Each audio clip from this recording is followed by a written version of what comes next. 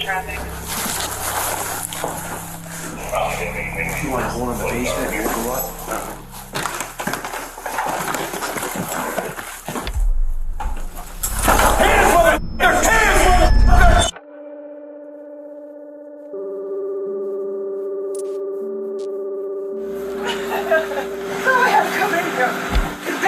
Unlocked. It's never unlocked. These doors open right here.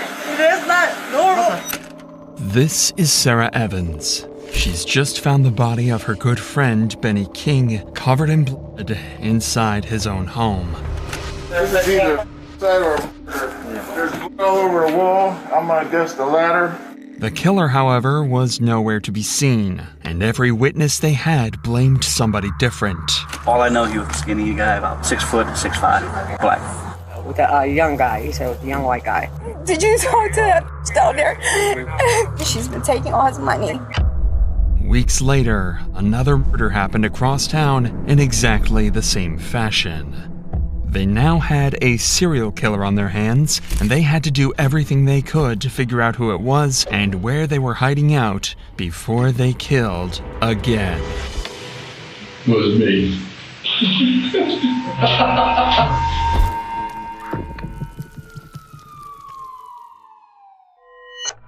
It all started on April 8th, when Akron police received this phone call. Akron 911, what's the location of your emergency? Oh my God. What is Problem. What's the problem, ma'am? Ma'am, is he breathing? No, oh my God. Immediately, police rushed to the scene.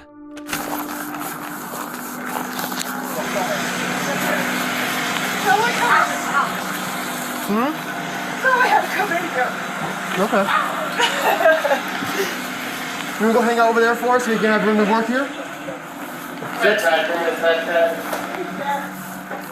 The ground floor had been ransacked, but it was the scene upstairs that had terrified Sarah. Upstairs lay her good friend, 69-year-old Benny King, and cops would find that he'd been stabbed 33 times. Oh, where's his injuries at? I don't know. I have not touched him. All I did was touch him to see if he was stiff, but he's stiff and cold.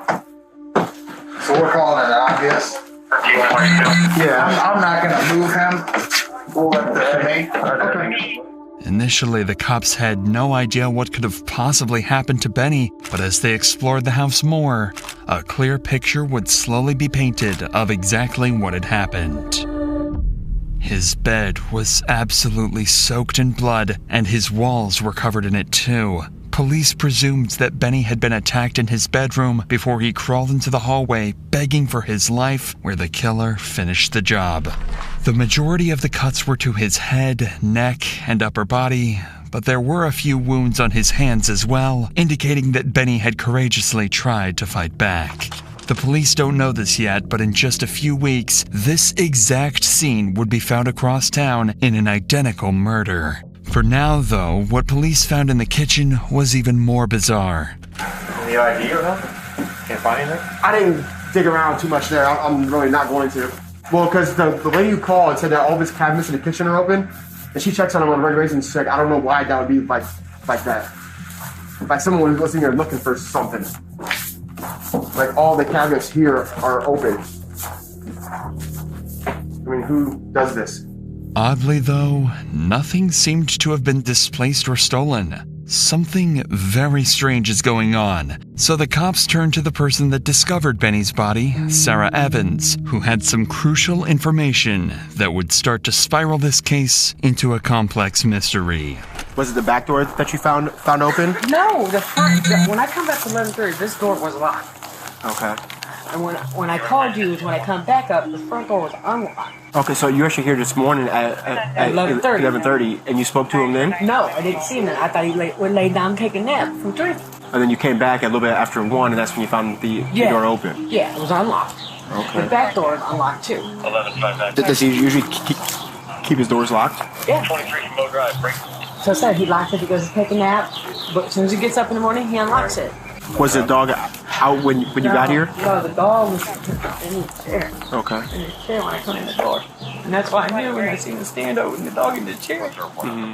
Detectives then asked Sarah if she could think of anyone who had any issues with Benny. That's when she mentioned two brothers, Justin and Johnny, who were often seen visiting Benny. Sarah also told them that they had ongoing problems with Benny and were sometimes seen fighting with each other. In fact, their most recent argument resulted in Benny chasing them off his property with a shotgun. Justin also had problems with drugs and was always on the lookout for a way to make money fast, so it's rumored that he'd stolen something of Benny's and pawned it, causing all these arguments. The drug addiction, history of exploiting Benny, as well as the gun incident just days prior, meant that police figured they finally had their suspects. But that's when Sarah mentioned a suspicious vehicle that had been spotted outside Benny's house right around the time of his death. That was up through here earlier today, this morning, I guess. And sped away. And come back. I know it was earlier this morning. And come back and sped away again. He said it was a younger white guy driving. Who said that? A guy. I can't tell you because he's in trouble. He got words. You know? Okay. Well, what's his warrants for? Is it I have no idea. So I'm just giving you the information I was given. Okay. This seems like vital information, but the only guy that saw it is quite literally on the run from the cops with outstanding warrants. So the officer tries to see if he can strike a deal. Okay. Well, I'll tell you what. There's a detective coming, okay? I understand you guys' friend has some warrants. If it's possible that we can guarantee we're not arresting him, not doing anything, you guys can go ask him if you want to talk to us then? Ordinarily, a fugitive would never agree to a deal like this, but because Benny was such a nice and respected guy in the neighborhood, he comes outside just a few seconds later to tell the cops everything he knows. How's it going, brother? I was out here on my friend's porch and I saw this goldish, older style Hummer, big body Hummer, speed away from over here. I didn't hear no noises like gunshots or anything. Okay. How about what time was that? 10:30, 11ish. I was up here. Maybe 12. I come up here.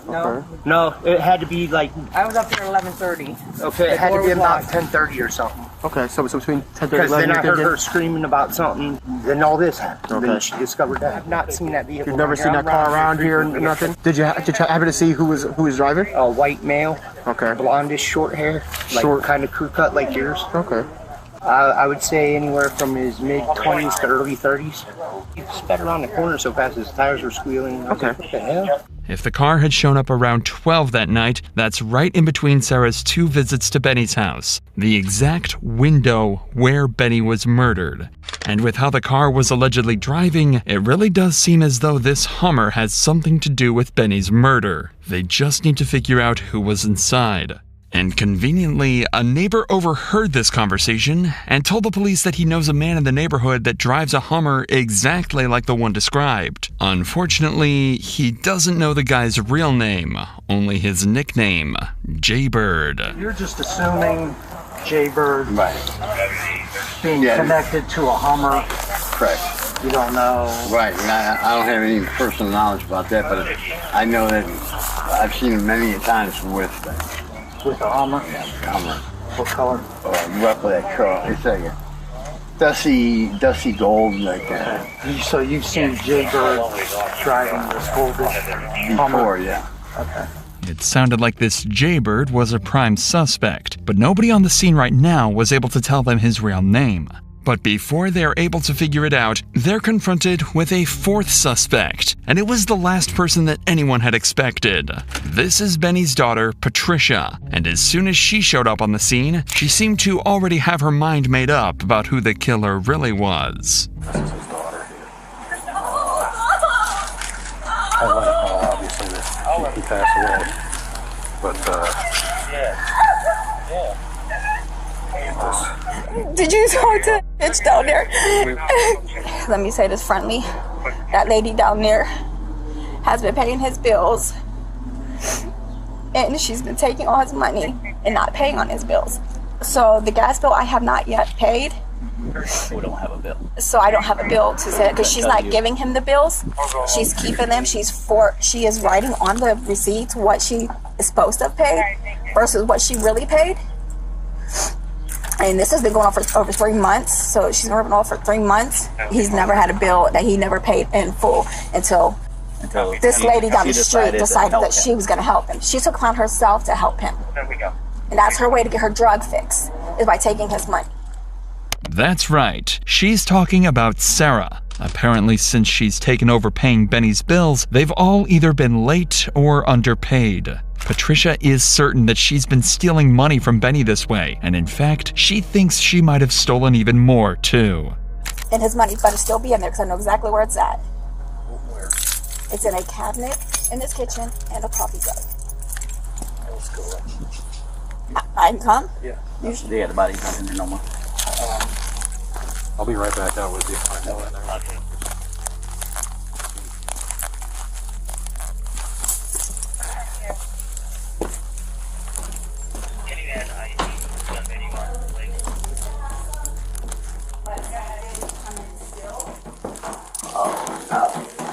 Was in a car container like this.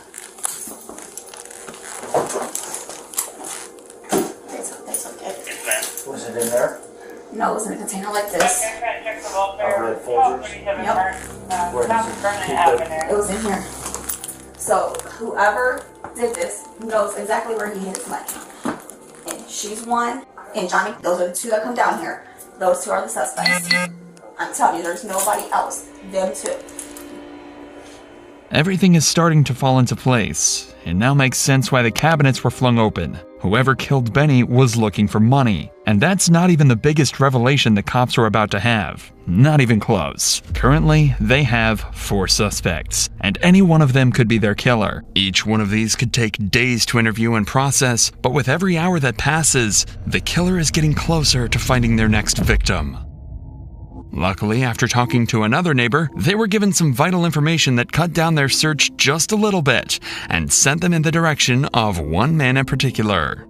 They were able to discover that Justin, one of the suspected brothers from earlier, had a nickname, Jaybird. The money, the gun, the drugs, the Hummer, everything was lining up, and in the cops' minds, this could definitely be their killer. So to ensure they had all the information possible, they started interviewing his brother, Johnny, so that when they got around to Justin, they'd have no trouble getting him to confess. Oh, hell, probably afternoon, I took my dog over there so you could see him. Me and my wife did. I had her take the dog around back. Then I brought the dog in for a couple minutes so he could pet it. He got pissed off about something, so we left. What did he get pissed off about? He did. What did he get pissed? What was he pissed about? Because that little about? dog he's got, he don't like no other dogs. You know what I mean? Being around his little dog because he's afraid the dog's gonna eat him. Do you go over and see him quite often? Yep, sure do. Go over and drink a beer with him just about every day. So you last saw him yesterday about 7:30 in the evening, or? Yeah. What's this all about? He's dead. You got to be kidding me, dude. No, I'm not. Oh my God! I gotta go down there, dude. The cops figured this reaction to be genuine, and as they talked to him more, they became certain that Johnny didn't know anything about the crime. But that doesn't mean his brother is innocent. In fact, what Johnny is about to say actually makes the cops even more suspicious. Who is Justin? Brother. Okay, would he have seen him later than you had? No, he ain't been a lot around down there. If somebody said they saw him down there, that wouldn't be true? I don't know. When I go down there, my brother ain't there. Usually, Johnny and Justin would go and see Benny every morning at around sunset, and that's been the case for the last 3 years since his wife passed away. Johnny can't think of a reason for Justin to be down there so early, especially not on his own without telling him. Johnny was even able to provide some extra details about the disagreement they had recently, proving to the cops just how heated it had gotten between them. He told him, look, get the away from my house, don't you ever come back again. He said, I've loaned you money 4 or 5 times on this bull junk stuff that you bring me. I'm on a fixed income here. I can't just keep giving. He physically pushed him? Oh yeah. By this point, the cops had already heard all they needed to hear. 19 hours later, they managed to track down Justin and would bring him in for interrogation. Justin was left in the interrogation room for around 45 minutes before the interrogation began. This is a tactic used, among many others, to make Justin feel as uncomfortable as possible. Hey, Justin. You are arrested for those warrants we talked about. You got 4 warrants on you. How do you know him? What is your relationship with him? Can you kind of take us through that? My brother, he was more or less like a stepfather, pretty much. How so? Should have stick and given you $1 or a cigarette or something to eat, or you know what I mean. I lived next door to him there for 4 or 5 months. Even I had a warrant, which I went and did my time and got it all taken care of. You know what I mean. If you're asking, did I kill him? No, I did not. Seems rather straightforward from Justin's perspective. He had exactly the same nice things to say about Benny and doesn't seem stressed out or anxious about being here. He's leaning forwards towards the detective instead of instinctively pulling away. He's maintaining eye contact when he can, and his tone seems deliberate and genuine. Everything about how he's presenting himself is relaxed, as though he's just trying to give the detectives what they need and get out of there. But unfortunately, just saying you didn't murder someone isn't enough for the cops, so they decide to confront him with the evidence they've gathered against him. So we talked to everybody in the neighborhood except for the one person that they said he banned from the house. Was me. So, Yeah. is that over money or what was that about? Yeah, it was over money, but no, I was with my brother at his house. I told you he was drinking beer with. I had to take a shit, okay? He told me, rather than tell me. Sorry. You say anything about a shotgun? Yeah, he did. He told my brother, he's like, I should take my shotgun down there and pump a couple of the twigs in his ass. He said, my brother did. I guess. He never had a problem giving me money or anything like that. He pulled it right out of his pocket. He was a good guy. I cared for him as a dad. Justin was banned from the house and there was an argument over money, but it doesn't seem like he held that against Benny at all. But the detectives find this strange. All the signs pointed towards Justin being the killer, but now he seems like he had no issues with Benny at all. But they've still got their main piece of evidence, though. His Hummer was seen at Benny's house on the morning of the murder. That had to mean he was lying this whole time, right? You drove or used to drive a Hummer? Hummer? You ever drive a Hummer in the neighborhood? No. Did you ever work on a Hummer? Never had, no. I wish I had worked on a Hummer. You know anybody that... No.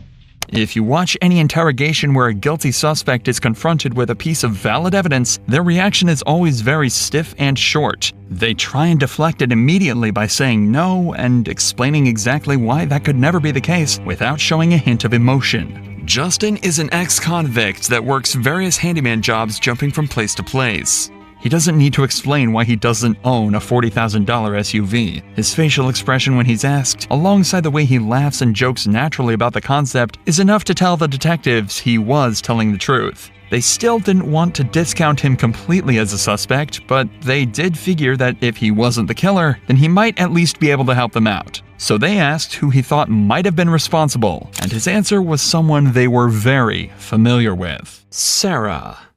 She knew. She took Ben's bank card to the bank, food stamps. That's what my brother was telling me on the phone the other day. And he thinks that she might have had something to do with it. So if I point a finger, I'd probably check her for sure. Of course, he's talking about Sarah, and he's accusing her of exactly the same thing Patricia did earlier. And in fact, John had even mentioned this in his interview earlier that day too. Anybody in that neighborhood or anybody have any problems with him or give him a rough time? Yeah, what's called down the street. Who's that?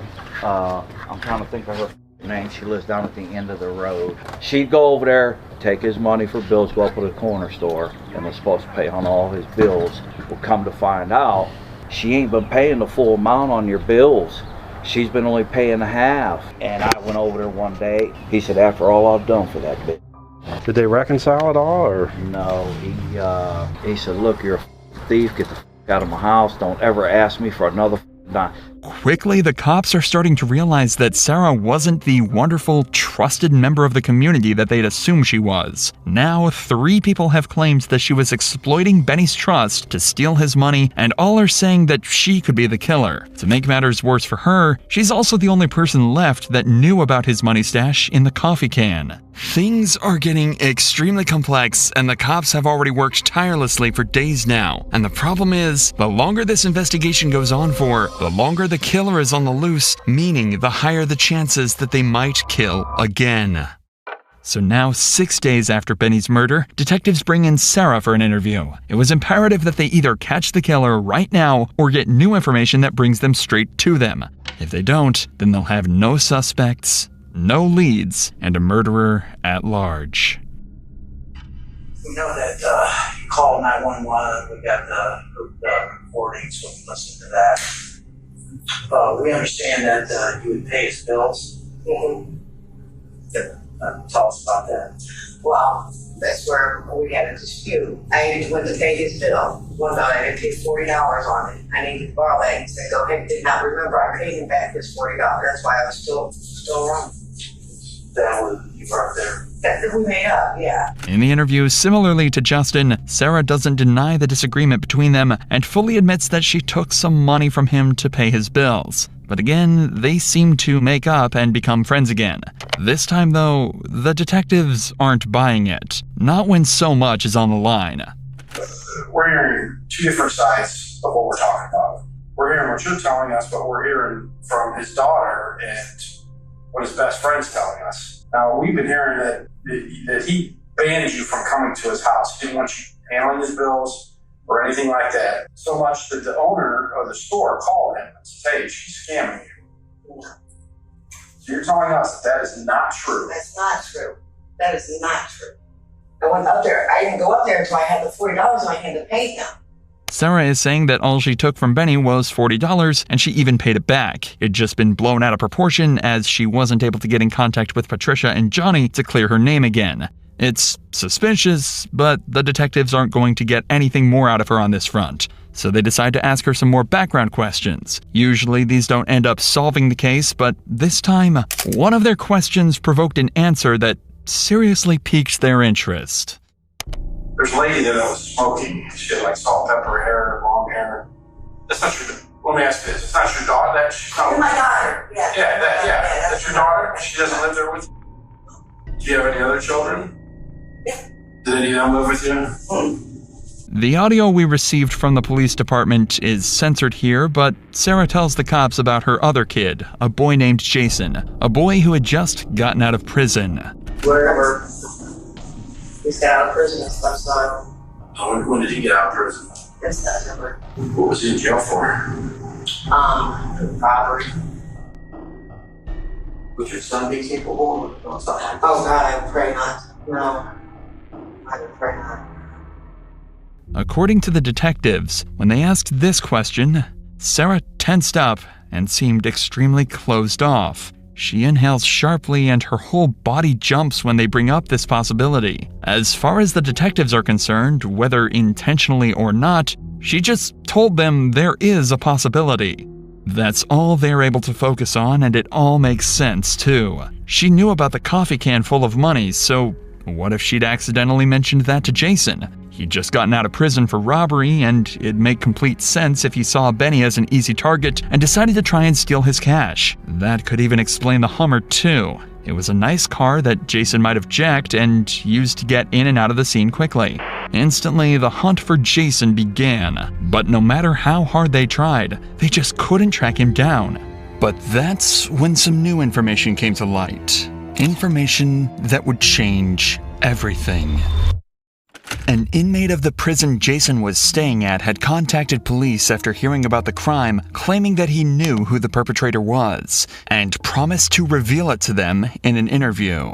So I'm told, you told one of the deputies you got some information about a homicide? That's about the old guy that got stabbed. Uh-huh. Yeah, his mother found the body, and then I heard him and his mom arguing over the phone about He wasn't supposed to go that far.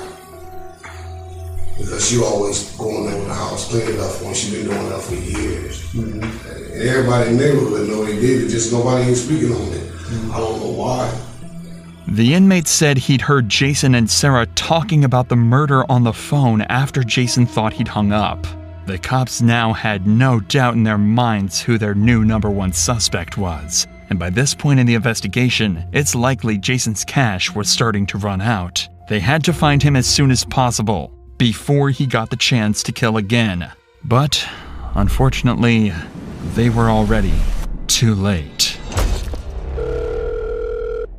Akron Police and Fire, Canty. Hi, my name is George Bayless. I'm down in Florida now, but my father's still up in Akron. We haven't been able to get a hold of him, and some of his neighbors got a hold of me today, too, and said they haven't seen him since Saturday. They said there were some people over there they didn't really recognize. Alright, so we have it in. We're going to get someone over there to check it out, and then we can give you a follow-up call. Police quickly initiated a welfare check on George's father, Gary Ballas. When they arrived, they knocked on the front door, and after receiving no response, the officers forced entry through a side door.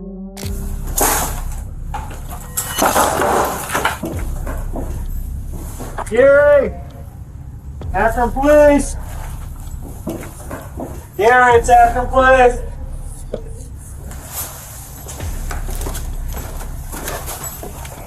Gary! On Thursday, May 21st, Gary Ballas was found dead. It was obvious he'd been dead for a few days, and given the abundance of stab wounds, it was ruled a homicide. An investigation would turn up very little information, except for the fact that Gary's car was missing from the driveway. So next, they started to talk to his neighbors to see if they knew anything about what had happened.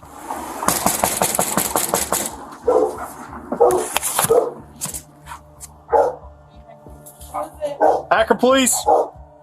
Just wonder if I could talk to you a couple seconds about your neighbor behind you. When's the last time you saw him? Police go. Was anybody there with him? He came over here. Oh yeah? Knocked on the door. What did he say? He came over to pick flowers out of the yard. Purple ones? My lilacs. Did he have anybody with him when he was there? He came over here by himself. Did he have that car there Tuesday? I don't remember. I was over here. Right. Do you remember? Do you know what kind of car it is? Blue station wagon. Like a Subaru? Yeah. Anybody else live here that might have seen him? Just my kids Hey, what's live up? here with me. Have you seen your neighbor lately? Gary? Yeah. No, last time I saw him was like 3-4 days ago. The car was there when she took the flowers over, or do you remember? The car hasn't been there for over a week. A week? You want to step out here for 1 second? So Gary is deceased. It's looking suspicious, that's why I'm asking you these questions. He hasn't mentioned anybody, you haven't seen anybody, you haven't heard any fighting, so... Alright. Obviously then maybe it was somebody that's come here before. It's a little odd for Gary's car not to have been at his place for over a week, especially given Gary was still home. There's a chance that this family could be misremembering, but the cops got exactly the same information from each of the other neighbors. Hi, sir. Sorry to bother you so late. Yeah, bud. Okay. Are you familiar with the older gentleman that lives at the blue house across the street? Yeah, that's Gary. Gary? Yeah, that's her. Jenny. Hey, Jenny. I want to know if we're familiar with Gary. What's, He's our neighbor. She used to help him out. She used to babysit his wife. When's the last time you seen Gary? In a couple days. Couple days? Yeah. Like, he was out cutting his grass. Do you remember what day that was? Today's what, Thursday?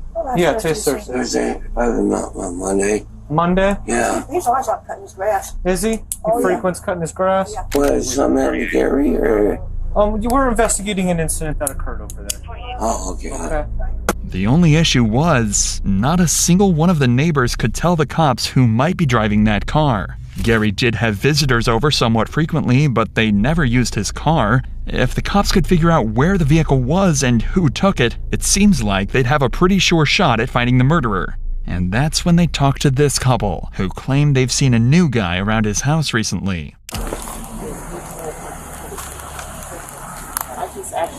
Excuse me, has anybody been over to talk to you guys yet? No. Okay. You know, I called the police out here yesterday, and they didn't even want to go in there. I don't have my mask. What did you call them yesterday for? Because I haven't seen him since Saturday, and it's not like him to leave town and not tell him. You haven't seen him since Saturday? Nobody answer that door. You said you guys are positive, though. It was Saturday he was cutting his grass? Yeah. Have you seen the guy with the cane before? No. Oh, never seen him before. Was he white or black? White. You said he was younger? Yeah. His car wasn't there? No. His car hasn't been there since Sunday. Okay. But soon the cops were able to put together exactly what had happened. It turns out Gary was never in that car with the other man. When his car pulled out of his driveway for the last time, Gary was already dead. But at least they had a description of who they thought the murderer was. And even better, just a short time after, the cops received word that his car had been seen at a gas station on a surveillance camera. Unfortunately, the camera quality was too poor to properly make out his identity, but at least the cops now know without a shadow of a doubt that if they find that car, they can find the man that killed Gary. But it turns out someone had already done that for them. An unnamed witness came forward and told them that he'd seen that very car and knew precisely who it now belonged to. Jason came over Sunday morning. He was going to help me work on the house I'm working on. Do you know Jason's last name? Shagley, or I don't even know how to pronounce it, something like that. Anyway, he came over, but I had to go to Harbor Freight because I needed a grinder. And so I told him, I said, I got to go to Harbor Freight. He said, oh, I'll take you. And I said, wait a minute, Jason. I said, I'm not getting in no hot car. I said, is that car hot? He said, no, the car's not hot. Uncle Willie, no, I wouldn't do you like that. The car's not hot. The car this man is talking about is Gary's Subaru. But more importantly, he just mentioned the name of the man they believe killed Benny, Jason Shockley. This was a shocking breakthrough in both cases. Not only have they essentially just solved Gary's murder, but now they're hot on Jason's tail and have more evidence than ever to try and track him down. Back on the scene, they'd also noticed that Gary's credit cards had been stolen, and this guy's story even lines up perfectly with that, too. He said, my friend let me use it. He went to Florida. He gave me a credit card, told me to keep gas in it, and I can buy cigarettes and buy me something to eat if I need it. I was kind of like not believing him, but he said, no, I swear. It almost seemed too good to be true. So the detectives asked the witnesses to pick Jason out of a photo lineup, and he pointed straight at him instantly. Jason was now the suspect of a double homicide, and 2 citywide investigations had converged into one. Every single officer and detective in the area knew they couldn't let Jason take another life, so they had to act fast and hunt him down. That's when police received one final phone call, this time from Sarah Evans, Jason's mother. On that call, knowing how dangerous he could be, she decided to give up her own son and told the police the address of his safe house. No, he's white there. This dude's black. What's the vacant one? This one? Which house is it? It's the second one. The one on the right. 1887. Is there a way to get to that? I don't know. Per one. Go ahead. Yeah.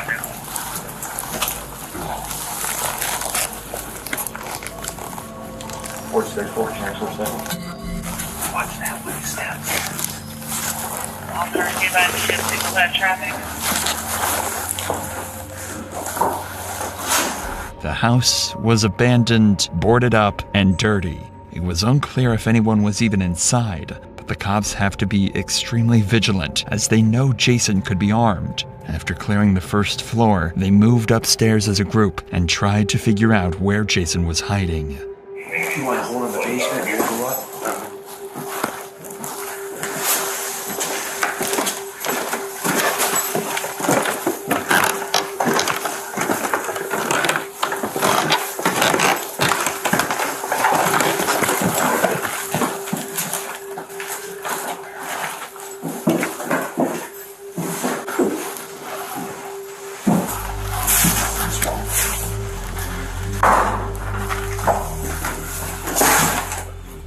Only one door on this floor was fully closed. and every other room was empty. This is where they think Jason is. Problem is, they've already made a lot of noise, so whoever's on the other side of that door could be prepared. That's why they decide to storm in. Hands, motherfuckers! Hands! Hands, motherfuckers! Hands! Don't move. Roll over and put them on the top of your head. Roll on your stomach, hands are behind your back. Let's go! Yes, sir. Yes, sir. Hurry up, Jason.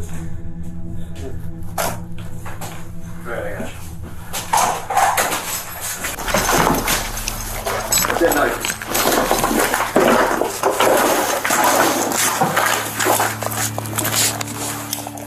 Anybody else in the house?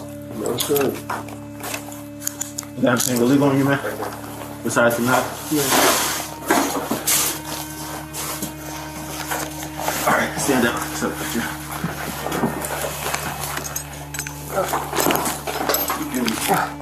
Put them in a cruiser. You got shoes, bud? Yes, I do. Where's your shoes at? Right underneath the blanket right there.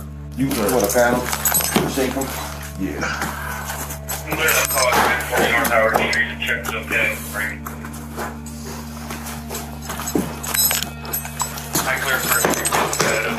How old are you now, man? 30. Remember you as a kid over there, man, on Johnson Block, man.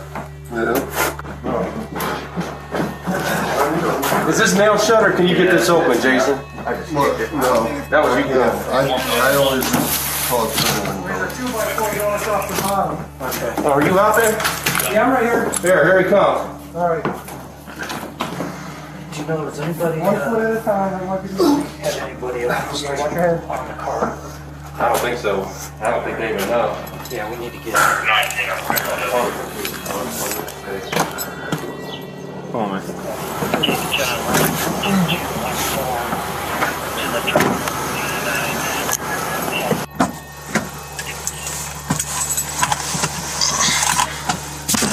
Just as they'd hoped, Jason was found lying amongst rubble and trash on the second floor, attempting to hide away from the very people who just put him in cuffs. Thankfully, he put up no resistance, and a quick sweep of the house confirmed he was the only person here. Amongst the trash on the floor, the officers found multiple knives and a credit card belonging to Gary Ballas. After 6 weeks of investigations, they'd finally caught him.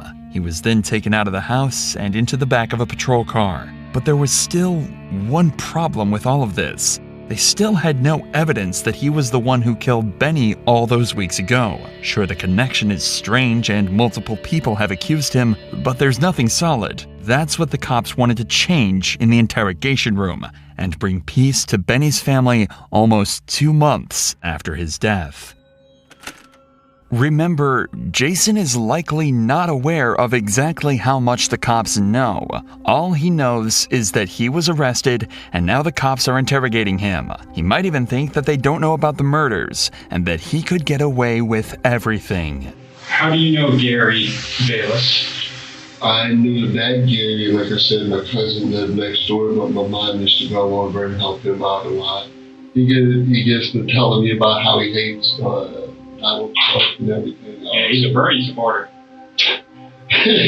Man. Yeah. Hey, he's out there. He's a trip. Yeah.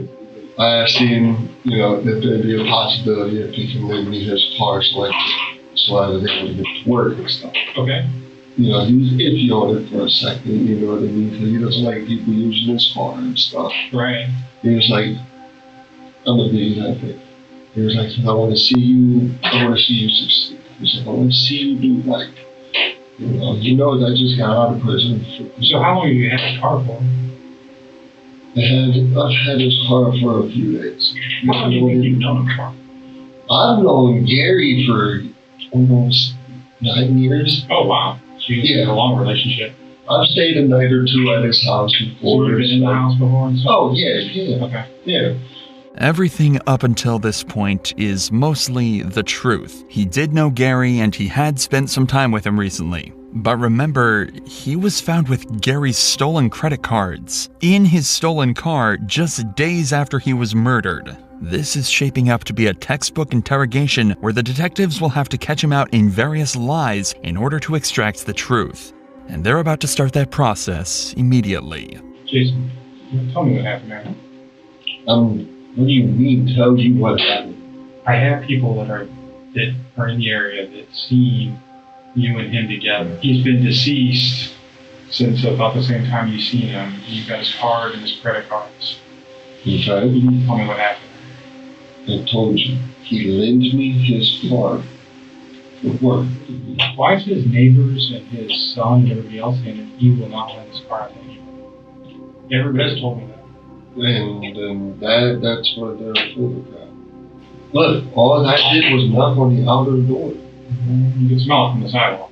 He's claiming that Gary had lent him his car for work and had used the credit cards he'd left in his car to just buy a few cigarettes. But clearly the cops don't believe him. In fact, this entire questioning segment about Gary is more of a formality. They have much more evidence about this crime than they do Benny's. So their plan is to try and have him confess to Gary's murder so that confessing to Benny's doesn't seem like such a big deal. It seems like a clever strategy, but it won't work if Jason simply refuses to admit to anything. Wouldn't you agree with us that it's kind of weird that you're the last person that seen with him? Yes, I find that weird. I see where you guys stand with me. But at the same time, I'm not no dude. That's not shit I do, man. Well, sometimes people don't plan it. Sometimes people get in an argument and think a little far. No. Anybody that knows me will tell you that's not what I do. So what? I smoke some crack. I've been smoking since I was 10 years old. But you know what? I do some stupid shit like that. Okay. At all. If you were a jury and you heard your story about a man who loaned you his car, who has been known not to loan his car to anybody. His family says, his neighbor says so. Because if you don't help yourself, this can end up really bad for you. When confronted with the cold, hard facts, something changes about Jason. He loses his confidence, he's fidgeting with his hands to try and distract himself, he avoids making eye contact with the detective however he can, whether it be looking down at the table, up at the ceiling, or even at the wall next to him. He almost looks ashamed. And that's no illusion. Pay close attention to what he does next, as it marks the beginning of a startling confession. Even if you did wrong, and the judge, and you admit to what happened and everything else, the judge takes that into consideration because it shows remorse. You want me to turn it off? Stop. You erased the first one. I'm not erasing anything. You erased the first one. I'm not erasing anything. That's evidence. I can't do that. You erased, I'm saying, if you erase the first one, I'm going to tell you what we got. There, it's completely off. Jason thinks that audio recorder is the only thing recording what he's saying right now. Somehow he doesn't realize the camera in the corner also has a microphone built in. So now that the audio recorder is off, he thinks he's free to say whatever he wants.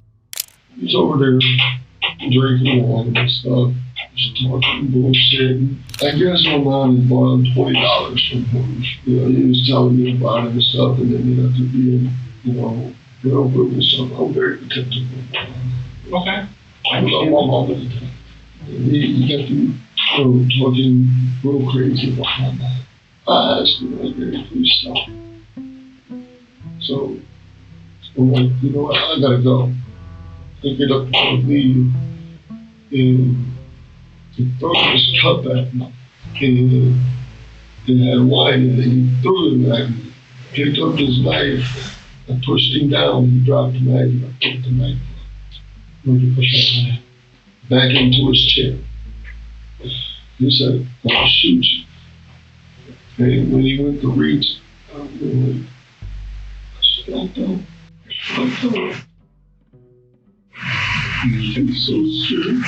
It was a textbook confession, and the cops did an incredible job at helping him through it and making him feel comfortable. The thing is, they know this still isn't the whole truth, but it's all they need for now. They could disprove his self-defense story later in court. What matters is that he admitted to it in some respect. Now they can switch gears to Benny's murder, but he's not going to make that one as easy. You probably are going to prove that you did Benny. No, because I didn't do Benny. And you're definitely going to be looking at a capital case. And I'll be looking at a capital case as an innocent man for somebody I didn't do. You told us about Gary. Just like Detective Kennedy said, the two cases are like a mirror. No, you're lying about the cases being similar. Despite just being finessed into admitting to murder, Jason suddenly thinks he's the smartest person in the room. The cases are almost an exact mirror of each other, but Jason thinks he can escape liability for at least one of them. But he's dead wrong. And see, here's another thing. You just told us that you went through Gary's pants. You went through Benny's pants too. Because Benny was known to carry several $100s in his pants pocket. That I didn't know. Everybody did. No, Everybody knew. I did it. So Benny never pulled money out in front of me. I didn't say that. Most moms are like, there's no way my kid would do that. No, she knows for a fact that I didn't do that. I'm not saying about Benny. I'm just saying your mom's sitting here thinking, if my son possible, if it's possible. Well, we talked to her about. No, she ain't. Just did. Yeah, we talked about. She's freaking out. And as far as me asking her if I thought you did it, it was now, hell no. It was, oh my God, I hope not. Jason, do you see what you're... Listen to me, okay? I done told you about fucking Gary, bro. But this shit about Benny was not me. And despite all the pressure the cops put on him, this is the story he stuck to. It seemed he thought he could maybe convince a jury of one self-defense charge, but two was simply too suspicious. But that didn't matter, as the cops figured they still knew exactly what happened. Jason knew Benny through his mother and had heard about the coffee can of cash. He broke in one morning in an attempt to steal the cash, accidentally waking Benny in the process. They started fighting, and Jason, fearing he'd call the police, stabbed him multiple times. Eventually, Benny crawled out to the hallway where he bled out. They also started to discount his story about Gary's murder. They believed that it wasn't any form of self-defense, and in reality, it was simply a disagreement. Jason had gotten irrationally angry after Gary refused to let him use his car. In his rage, he shoved him to the ground and killed him in the same manner, before stealing his credit cards and leaving in his car. These are the theories that the prosecution presented to the jury, and, as expected, they believed them.